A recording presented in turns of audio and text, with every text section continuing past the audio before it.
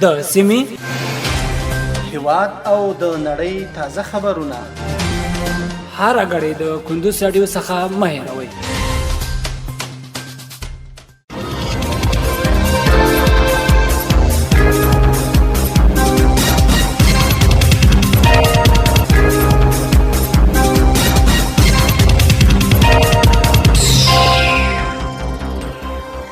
سلامونه د کندوز رادیو درنو اوریدونکو ستړي مشي وخت مو بخیر. په موړم د کندوز رادیو څخه د دې سات تازه او مهم وروستي خبرونه ته نن چهارشنبه د اسد یا د زمري د میاشتې 24مه د 2023 میلادي کال د اگست د میاشتې 14 منټې سره سمون لري. روانه خبري غړې درته زه سیر احمد سایل وړاندې کوم. خو په سر کې هم د څو مهمو خبرونو سره ټکی.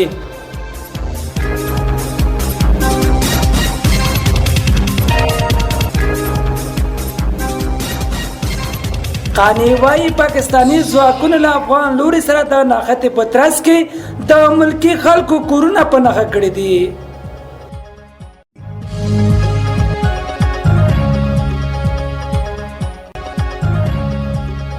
د اطلاعات او کلتور وزارت 15,000 ځوانانو ته د روزنیز پروګرامونه جوړوي څو خپل کاروبار جوړ کړي.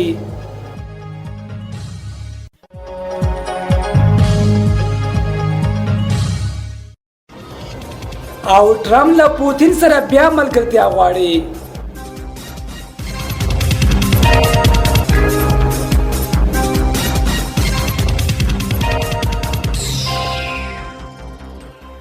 اوس هم بشپړ خبرونه. قانی وايي پاکستانی ځواکونه له افغان لوري سره د ناخته په ترڅ کې د ملکی خلکو کورونه په نخښه کړی دي. د افغانستان د کورنیو چارو وزارت خبر ورکړ چې پرون ننګرهار ولایت کې د افغان او پاکستانی ځواکونو ترمنځ د ناخته وروسته پاکستانی لوري د ملکی خلکو کورونه په نخښه کړي چې په پایله کې مرګ ژوبله هم اوښتې ده. د یاد وزارت ویان مفتی عبدالمتین قانی د یوې خبرپاڼې په خپرولو سره ویلي چې پرون غرمه د ننګرهار ولایت د تورخم په غورکۍ سیمه کې د ډیورنډ فرضي کرښې په اوږدو کې د پاکستاني د سرحدي ځواکونو لوري پر افغان سرحدي ځواکونو باندې ډزې وشوې چې افغان ځواکونه متقابلو ډزو ته اړ شول او په پایله کې د پاکستاني اړخ 2 پوستې له منځه ولاړې. په خبرپاڼه کې زیاته شوې چې د دغه نښتې په ترڅ کې پاکستاني ځواکونو لوري د ملکی خلکو کورونه په نښه شوي چې په پایله کې یوه ښځه او 2 ماشومان شهیدان شوي دي. د کورنیو چارو وزارت په خبرپاڼه کې ډاډ ورکړل شوی چې افغان امنیتي ځواکونه په هر ډول حالاتو کې له خپلې خاورې څخه دفاع ته چمتو دي او د هر ډول ناروا حرکت ځواب په بالمثل ډول ورکوي.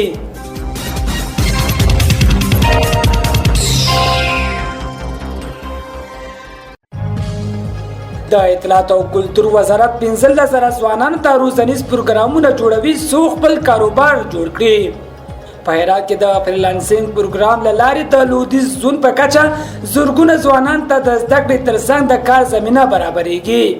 د اطلاعات او کلتور وزارت د ځوانانو چارو معین مولوي محمد یونس راشد هرات ولایت ته د خپل سفر په ترڅ کې د ځوانانو د نړیوالې ورځې په نمانځغونډه کې ویلي چې یاد وزارت په پام کې لري د هیواد په کچه 15,000 ځوانانو ته د فریلانسینګ پروګرام له لارې د زده کړو کار زمینه برابره کړي.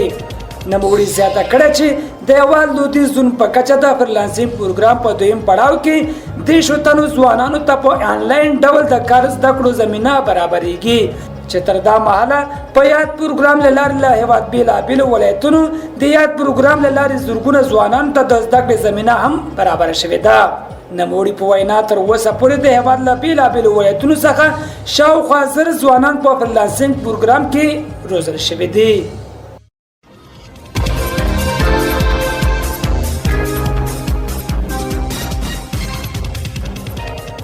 او ټرمپ له پوتین سره بیا ملګرتیا غواړي.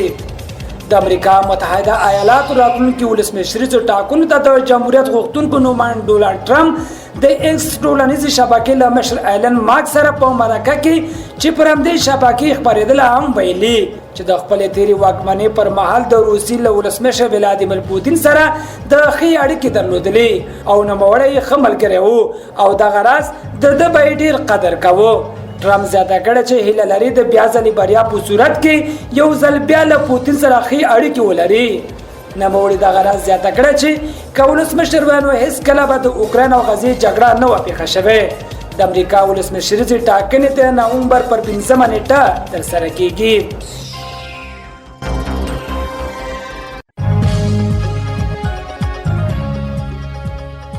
درنو اوریدونکو په خبري غړي کې راټول شي مطالب هم دومره ول تر بلې خبري غړي لوی العمل شه.